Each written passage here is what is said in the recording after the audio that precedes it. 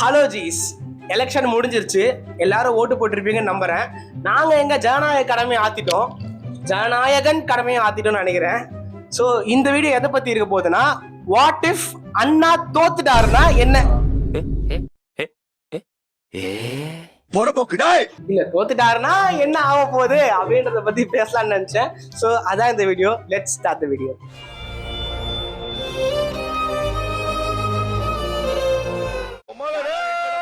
Scenario 1. In case அண்ணன் வந்து 234 தொகுதியில எதுலையுமே ஜெயிக்கல எக்ஸப்ட் 1, அவர் எங்க நிக்கிறாரோ அங்க மட்டும் ஜெயிச்சாருன்னா என்ன மாதிரி சினாரியோ இருக்க போகுது அப்படின்றத மட்டும் தான் பேசலாம்னு இருந்தேன் ஃபர்ஸ்ட் சினாரியோ. ஸோ அதை பத்தி சொல்லுங்க. எத்தனை தொகுதிகள் அவர் ஜெயிப்பாருன்னு நினைக்கிறீங்க?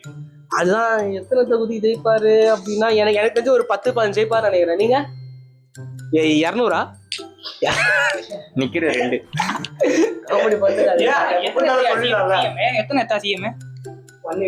118 சீட் எடுத்தா அந்த கட்சி வந்து எடுக்க மாட்டாருன்னு அண்ணன் நினைக்கிறீங்களா? சரி ஒரு 18 எடுப்பாரு. நீங்க சொல்லுங்க. இது ஒரு 70-80 வரும் நினைக்கிறேன். 78 கஷ்டம்டாப்பா, பார்க்கலாம். போட்டிருக்காங்க எல்லாரும் ஒயிட் ஷர்ட். ஆனா உண்மையா சொல்றேன், நான் பார்த்த வரைக்குமே ஒரு 10ல் 6 பேரு விசில் தான் சொன்னாங்க. நீங்க கேட்டீங்க ஆயிட்டாச்சு. நான் கேட்ட 6 இல்ல, நான் கேட்ட 10. I like your guts. இந்த வாட்டி குடும்பமா போய் போட்டு வந்தாங்க, தெரியுமா தெரியாதா? இந்த வாட்டி தான் வந்து ஹையஸ்ட் எல்லாம் ஓகே தான், அதெல்லாம் எனக்கும் நம்பிக்கை இருக்கு. ஆனா ஓட்டு ஆமா 85% இது வரைக்கும் ஆனதே கிடையாது. யாரால அண்ணன் தான் எல்லாரும். அதெல்லாம் உண்மையான இல்ல, அதெல்லாம் உண்மையான விஷயம் தான். But okay. So in case ஒரு தொகுதி மட்டும் ஜெயிச்சாருன்னா எப்படி இருக்கும்னு யோசிங்க.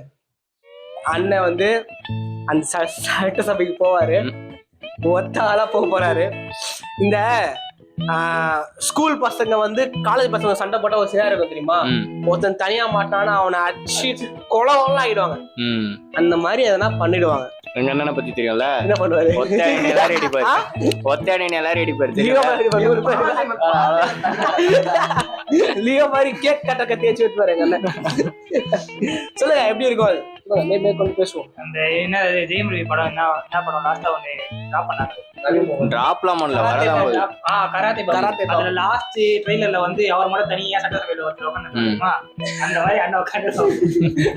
ஆனா அது மாதிரி இன்கேஸ் அவர் மட்டும் தனியா போனாருன்னா கண்டிப்பா வந்து அவங்க அசிங்கப்படுத்துறதுக்கோ அவரு ஒரே ஒரு சீட்டா இருப்பாருன்றதுலாம் அது ஒரு சீட்லாம் ஏன்னா கண்டிப்பா வரும். ஏன்னா இவ்வளவு பேர் ஓட்டு போட்டிருக்காங்க, அதுல இருந்து நான் ஒரு சீட் தானே வரும், ஒரு சீட் 2 சீட் அவ்வளவு கம்மியாலாம் வராது.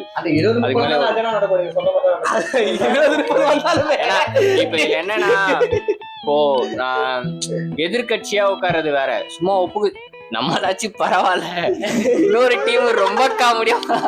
அதான் சொல்றேன், அவனுங்க ஒரு 10 வருஷமா இருக்கானுங்களா, அவனுங்க இன்னும் ஒண்ணு கூட ஜெயிக்கல.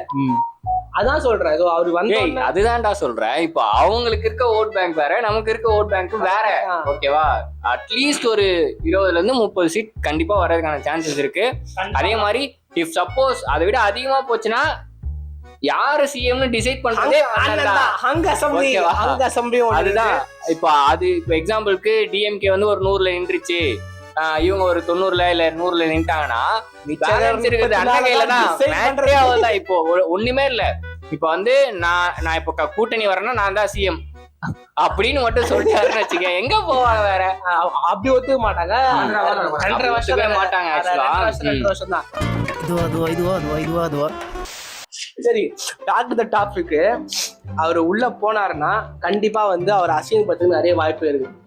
அவர் பேசுறத வந்து மதிக்காம நாங்க தான் மெஜாரிட்டின்னு சொல்லி பண்ற நிறைய வாய்ப்பு இருக்கு. நார்மலாவே ஆக்சுவலா வந்து எதிர்கட்சியா இருந்தாலுமே மதிக்க மாட்டாங்க ஆளுங்கட்சி. அதை அடிச்சு ஓட தான் பார்ப்பாங்க. அதுலயும் மினிமம் மெஜாரிட்டியில போறோம் அப்படின்னா கண்டிப்பா எல்லாருமே கலாயை பார்த்து செய்வாங்க. வேற வழி கிடையாது, கலாய் வாய் தான் கலாய். ஏன்னா கொடுத்த வாய் அப்படி நம்ம சொல்லிட்டு. பட் இங்கே ஜெயிக்க ரொம்ப கஷ்டமா இருந்தாலும் அண்ணனோட கான்பிடன்ஸை நாங்க ரொம்ப லைக் பண்றோம். தனியா நின்னாரு பாரியா, அதுதான் என் மாசே. திரும்பி போற ஐடியாவே இல்ல. இப்ப நான் ஒரு क्वेश्चन கேக்குறேன். இன் கேஸ் 100 டிஎம்கே 90 ஏடிஎம்கே 40 அண்ணன் சரி அப்ப கூட என்டிகே வேண்டாம் சேர்க்க மாட்டீங்க. அட்லீஸ்ட் ஒரு 3-4 தொகுதி சொல்லுங்களேன்டா. கடல் நீரும் உப்புத்தான், கண்ணீரும் உப்புத்தான், உங்களை நம்பினதே என் தப்பு. இல்ல இல்லாம இருந்தா நீங்க சொல்ற மாதிரி ஒரு 4-3 சொல்லிக்கலாம். இல்ல அண்ணன் இல்லவே இல்ல அப்படின்னா அண்ணன் இல்லனா இந்த வாட்டி நானே கொஞ்சம் போட்டுருப்பேன். பெருசா நானுமே போட்டுருப்பேன். நானும் போட்டிருப்பேன். நான் இப்ப டிவிக்கே இல்லனா என் ஓட்டு ஸ்ட்ரைட்டா என்டிகே தான் போட்டுருப்பேன். அதனாலதான் அவங்க கொதிக்கிறானுங்க, என் ஓட்டெல்லாம் போச்சுடா, என் ஓட்டெல்லாம் போச்சுடா. நல்லா இருக்க மாட்டானா நீ? டிக்டாக் பண்றோம். நல்லா இருக்க மாட்டாடா தம்பி, நல்லாவே இருக்க மாட்டேன். இல்லையா, அவனுக்கு பேச டாபிக் இல்லாம அவன் நினைச்சா ஈஸியா டிஎம்கே அடிக்கலாம், ஐடிஎம்கே அடிக்கலாம், ஃபுல்லா விஜய் அடிக்கிறானுங்க. ஏன்னா அவன் எதிரியே அடிக்கிறான்டா. எனக்கு ஃபர்ஸ்ட் கோவம், சாட்டை பேச பார்த்தா கோவம் வரும். ஏன்னா இப்படி கத்தினியா இருக்கேன் அப்போஸ் பண்றவன் யோசிச்சு பார்த்தா அவன் எதிரியே நம்பதான், அவன் நம்மளதான் அடிப்பான். என்ன பண்றது? உண்மையா அந்த மனுஷன் ஒரு நல்ல மனுஷன் தான். அந்த மனுஷன் சீமா நல்ல மனுஷன். இன்னும் கொஞ்சம் அங்க கொஞ்சம் காசு வாங்கிட்டு பேசுவாரு, கொஞ்சம் நிறைய போய் பேசுவாரு, மாடிக்கிட்டுலாம் பேசுவாரு, அது டேலண்ட் எல்லாம் மத்தபடி நல்ல மனுஷன் தான். அவர் அசால்ட்டா நினைச்சுக்கிறீங்க, ஒரு டைம்ல அவரை பார்த்து அலறாதனே கிடையாது தெரியுமா? ஓகே, நெக்ஸ்ட் சினாரியோ ஸ்டார்ட் பண்ணுங்க நீங்க. எனக்கு என்னன்னா வந்து மேபி அவர் அண்ணன் இந்த 2026 தோத்துட்டாருன்னா அவர் 2021 இது மேபி ஒரு நீங்க சொன்ன மாதிரி பாட்டி எப்ப பார்த்தாலும் நெகட்டிவாவே இல்லையா ஒரு மினிமம் சீட்ஸை வச்சுட்டு அவர் தோத்துட்டாருன்னா அவர் அடுத்த எலெக்ஷன் எனக்கு தெரிஞ்சு இதே கேண்டிடேட் இருப்பாங்களான்னு தெரியாது. நிப்பாருன்னு கொஸ்டினா தான் இருக்கும் எனக்கு தெரிஞ்சு. அவரு நிப்பாரு, அவர் நிப்பாரு கூட நிப்பாரு அவரும் சீமான் மாதிரி அவரு அவ்வளவு தனியாக்கி விட்டுருவாங்க. இல்லையா ஏன் நான் சொல்ல வரேன்னா வந்து 1991ல வந்து ஜெயலலிதா அவங்க செகண்ட் டைம் நிக்கிறாங்க. ஜெயலலிதா அம்மா ஃபர்ஸ்ட் டைம் நின்னப்போ தோட்டாங்க, செகண்ட் டைம் நிற்கும் போது வந்து 224 சீட் வச்சு ஜெயிச்சாங்க. அவங்க 234ல 224 சீட், அவங்க பேலன்ஸ் 4 தான் வந்து பேலன்ஸ் 10 10 இல்ல 4 இவங்க கூட்டணிலாம் இருக்கும்ல, சின்ன சின்ன கட்சியில இருக்கும்ல, இவங்களுக்கு போட்டது 4 டிஎம்கே போட்ட 4. அப்படியே நீங்க 1996 எவ்வளவு இருக்கும், ஜெயலலிதா எவ்வளவு சீட் வாங்கியிருப்பாங்க, அவங்க அந்த அம்மா எவ்வளவு சீட் வாங்கியிருப்பாங்க, அந்த அம்மா அப்ப ஃபுல்லா திருப்பாங்க, அவ்வளவுதான். அப்படியே ஆப்போசிட்டியா இவங்க 4 சீட்டோ 7 சீட்டோ, டிஎம்கே 216. எப்படி அது? அதான் நான் சொல்றேன், அதான் டிஎம்கே பவர். அது என்ன வேணா பண்ண சான்ஸ் இருக்கு. ஏன்னா இப்போ இதுல வந்து ஆளுங்கட்சியா இருந்தது அதிமுக தானே, அப்போ அப்புறம் எப்படி அப்படியே மாறிச்சு? அதான் நினைக்கிறேன், ஆளுங்கட்சியா இருந்தது அதிமுக, ஆப்போசிட்டா யார் இருந்தது? அப்போ ஆப்போசிட் இருக்க முடியாது ஒருத்தர். நான் சொல்றது புரியுதா? இல்ல இப்போ நான் வந்து 2 கட்சி தான் இல்லையா, என்ன ரூல் பண்ணினா 234ல 10% ஜெயிக்கணும், அப்பதான் அவங்க ஆப்போசிட் பார்ட்டி. 234ல 10னா மினிமம் 26 சீட் ஜெயிக்கணும், அப்பதான் ஆப்போசிட் பார்ட்டியா இருக்க முடியும். கூட்டணி கட்சி எல்லாம் சேர்த்து 10 வருதுல. ஐயா அதெல்லாம் விட்டுருங்க, அவங்க 2 பேரும் மேஜர் ரோல். நான் என்ன சொல்ல வரேன்னா, அவங்க கட்சியில இல்லாமையே ஆப்போசிட்டா இருந்து அடுத்த எலெக்ஷன்லயே அவங்களால அவ்வளவு பீக்கா போக முடியும்னா, இப்ப அவங்க கட்சியில இருக்காங்க, அண்ணன் தோட்டுட்டாரு, நெக்ஸ்ட் என்ன பண்ணுவாங்க சொல்லுங்க? அதான் கதம் கதம் அதான் பயமா இருக்கு எனக்கு. இதுதான் எனக்கு நானே யோசிச்சிருந்தேன். இப்போ இன்கேஸ் தோத்துட்டாருன்னா ரீசெண்டா கூட இல்ல, அந்த எலெக்ஷன் டே அன்னைக்கே ஈவினிங் ஹார்பர் தொகுதியில என்ன ஆச்சு எல்லாருக்குமே எல்லாம் பார்த்தோம். சரி, அந்த மாதிரி இருக்கு. எதனா ஒண்ணு ஆகி அந்த கேண்டிடேட்ஸ் நிக்க விடாம கூட பண்ணலாம். கேண்டிடேட்ஸ்க்கு கஷ்டம் அந்த ஏரியால அவங்க சர்வே பண்றது, அவங்க உள்ள போயிட்டு வரதே கஷ்டம் கண்டிப்பா. ஆனா நெக்ஸ்ட் டைம் அவங்க நிக்க மாட்டாங்கன்ற. எனக்கு ஒரே ஒரு டவுட் என்னன்னா, விஜய் வந்து அவருக்கு இன்னும் அரசியல் தெரியல, இன்னும் வந்து அவரு அரசியல் தெரியலன்னு கிடையாது, அரசியல்லாம் தெரியும், டர்ட்டி அரசியலா பண்ண மாட்டாரு, அவ்வளவுதான் டிஃபரன்ஸ்.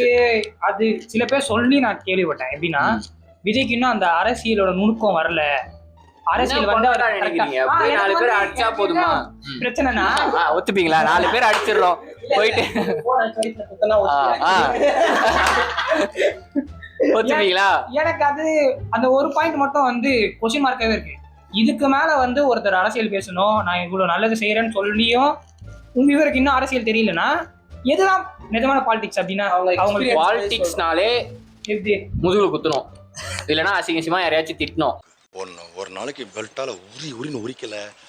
செந்தமிழ் கவிஞன் நான், தமிழ் தாயின் புதல்வன் நான். இப்போ இதான் பாலிடிக்ஸ்னு இவங்க நம்பிக்கிட்டு இருக்காங்க. அப்படி பண்றவங்களுக்கு ஓட்டு போடுவாங்க, விஜய்க்கு போட மாட்டாங்க. அதான் சொல்றேன். அந்த மாதிரி இருக்காங்க. அந்த மாதிரி தான் இருக்காங்களே. அது எனக்கு ஒரு டவுட்டாவே இருக்கு. அந்த மாதிரி இது வந்து 90sல வந்து யாருன்னு தெரியும், ஆனா நான் அவனுக்கு போடுவேன். புதுசா இருக்க வந்தா போட மாட்டேன், ஏன்னா அவனுக்கு அரசியல் தெரியாது அப்படின்னு சொல்றது. இப்போ எனக்கு இதே விஷயம் சொல்றேன். இப்போ அண்ணனுக்கு அரசியல் தெரியலன்றாங்க.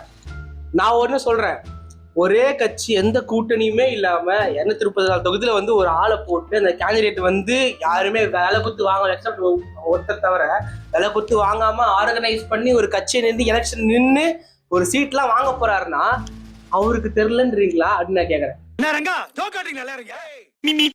எனக்கு ஆமா எப்படி ஒருத்தர ஒரு இதெல்லாம் ஒரு மேனேஜ் பண்ண முடியும் தெரியலன்னா? இதுல மீடியா பெரிய ரோல் பிளே பண்ணுது, ஓகேவா? இப்போ ஒரு 18 வயசு கீழே இருக்க பையன் கிட்ட போயிட்டு நீயா இருந்தா போயிட்டு ஒரு கட்சியோட கொள்கையை பத்தி கேப்பியா? கேட்க மாட்டேன். ஆனா கேக்குறானுங்களே, ஸ்கூல் பசங்க கிட்ட கொண்டு போய் மைக்கை நீட்டி, தம்பி டிவிக்கே பிடிக்கும்னு சொல்ற, டிவிக்கோட கொள்கையை சொல்லு, நான் என்னத்த சொல்லுவோம்? அப்ப அறிவு யாருக்கு இருக்கணும்? கேட்கறவங்க இருக்கணும். அப்ப அந்த அறிவு இல்லைன்றதெல்லாம் இவ்வளவு பேர் இருக்கிற டிஎம்கே ஓட்டு போட்டவங்க கிட்ட போய் கேட்டாலும் சொல்ல மாட்டாங்க கொள்கை என்னன்னு. திராவிட கொள்கை உங்களுக்கு தெரியுமா? 50-60 வருஷமா இருக்கிறவனுக்கு நான் கேக்குறேன், டிவிக்கே கட்சியில் நான் இல்ல, சரியா? நான் ஒரு நார்மல் ஒரு பர்சன். எனக்கு வந்து ஒரு கட்சியோட கொள்கை தெரிஞ்சதான் நான் ஓட்டு போடணும் என்ன கிரைட்டீரியா இருக்கான்னு கேக்குறேன். உனக்கு என் தொகுதிலாம் இல்ல, எனக்கு இவரை பார்த்தா இவர் எனக்கு நல்லது செய்வாருன்னு தோணுனாலே போடலாம். அது போதும், அது போதும். ஒரு தனி மனிதனா எனக்கு அது போதும். அது போதும் இல்ல. இத்தனை வருஷமா அப்புறம் கொள்கை தெரிஞ்ச எல்லாரும் டிஎம்கே போட்டிருந்தாங்க. எனக்குமே ஒரு பேக் தாட் இருந்தது. என்னதுன்னா, ஃபர்ஸ்ட் டைம் வராரு, எப்படி எத்தனை சிஎம் கேண்டிடேட் சிஎம் உட்கார வைக்க முடியுமா அப்படின்னு சொல்லி நானே யோசிச்சேன். என் கூட அதான் யோசிச்சாங்க. எனக்கு தெரிஞ்ச சில பேர் சொன்னாங்க. பட் அவங்க வந்து சரி டிவிக்கே எதுக்குன்னு சொல்லிட்டு அந்த கட்சிக்கு போய் ஓட்டு போட்டாங்க. அவங்க என்ன சொல்றாங்கன்னா, டிவிக்கே வந்தா இன்னும் மோசமா போயிடும். ஏன்னா 4 lakhs கடந்தது, 4 lakhs crore கடந்தது, இப்ப 9 lakhs crore கடமா மாறி இருக்கு. இந்த எலெக்ஷன் 9 lakhs crore மாறிடுச்சு. இப்ப இன்னும் இது மோசமா போயிடும்ன்றாங்க டிவிக்கே வந்தா. என்னை யாராலையும் அழிக்க முடியாது, நானே அழிச்சுப்பேன். வாய்ப்பு கொடுத்தாதானே எக்ஸ்பீரியன்ஸே வரும். வாய்ப்பே கொடுக்காம நீங்க எக்ஸ்பீரியன்ஸ் இல்லைன்னு சொல்லி மட்டம் தட்டுறதுக்கு ஒரு வாட்டி வாய்ப்பு கொடுத்துதான் பாருங்க. இட்ஸ் பாலிடிக்ஸ், வந்து நம்ம அவ்வளவு ஈஸியா கொடுத்துட முடியாது. இதுவே தெரியாத எப்படி போய் சிஎம்மா உட்கார வைக்கிறது? அதேதான் நானும் திருப்பி கேட்பேன். ஆனா அவங்க யோசிச்சதெல்லாம் கரெக்ட் எல்லாமே கரெக்ட் தான். பட் போட்ட ஓட்டு தான் தப்புன்றேன். ஒரு கரெக்டான இது இல்ல, லட்சம் எதுவுமே இல்ல. பேசிக்கிட்டு போ, அப்படிலாம் பேசாத, எவனா வந்துடா போறான். சரி, ஓகே ஜி, உங்க சினாரியோ சொல்லுங்க. What is your scenario? இப்போ எனக்கு வந்து நீங்க சொன்னது வந்து ஃபுல்லா நெகட்டிவா சொல்லிட்டீங்க. எனக்கு இருக்கிறது வந்து இஃப் சப்போஸ் அண்ணன் ஜெயிச்சிட்டாரு அப்படின்னா என்ன நடக்கும் அப்படின்றதுதான் என் மைண்ட்ல ஓடுது. ஏன் அப்படின்னா, ஓட்டு இவ்வளவு போட்டதுக்கே அங்க கலவரம் கிளம்பிடுச்சு. கண்டிப்பா இவ்வளவு பர்சன்டேஜ் ஓட்டுக்கு போட்டு அதே மாதிரி ட்ரெஸ் கோட் எல்லாம் ஃபாலோ பண்ணிட்டு வந்ததெல்லாம் இதுக்கே இவ்வளவு பெருசு ஆயிடுச்சு. ஆமா, அது வந்ததால அதனாலே பெரிய கலவரம் ஆச்சு. இப்ப அண்ணன் ஜெயிக்கிற நாள் மட்டும் ஜெயிச்சிட்டாரு அப்படின்னா எவ்வளவு பெரிய கலவரம் நடக்கும். ஏன்னா கண்டிப்பா 2 கட்சியுமே வந்து ரொம்ப வருஷம் இருக்க கட்சி. ஒரு புதுசா அதுதான் இப்ப வந்து 2 வருஷத்தோட கட்சி இப்பதான் வந்திருக்காங்க. 2 வருஷம் இருந்த கட்சி 50 வருஷம் பழைய கட்சியை போட்டு பிறந்துருச்சு அப்படின்னா அப்பனா எவ்வளவு காண்டா இருக்கும், அசிங்கமா இருக்கும். எங்க திரும்ப மூஞ்செல்லாம் வச்சுப்பானுன்றத எனக்கு தெரியல. சோ என் சைட்ல இருந்து நான் வந்து கான்பிடென்டா இருக்கேன். நல்லதே நடக்கும். வெற்றி நிச்சயம். கான்பிடென்ட்டா இருங்க சார், நல்லதே நடக்கும் சார், வெற்றி நிச்சயம் சார். மீண்டும் சந்திக்கும் வரை நன்றி, வணக்கங்க சார்.